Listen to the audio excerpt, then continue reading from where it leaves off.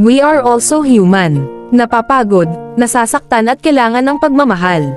Naglinis, nagluto, nag-asikaso ng asawa at anak, namalengke, naghugas ng plato, naglaba, nagtupi ng damit, namalansya, naglinis ng bahay at kung ano-anong gawain pa, walang pamuna. Kapag may lakad, pag nagayak na lahat saka lang gagayak ang ina, palagi siyang huli pero sa kanya ang sisi kapag nalolate sa oras na dapat ay aalis. Nagkasakit ang anak o kaya ay naiwan na may tambak na gamit sa sala na pwede naman itabi na lang pero kaitikot takot na puna ang inani ng isang ina. Ganyan ang realidad ng buhay ng isang full-time housewife, mom. Feeling ng lahat hindi ka napapagod kasi nasa bahay ka lang. Feeling nila di ka nauubos.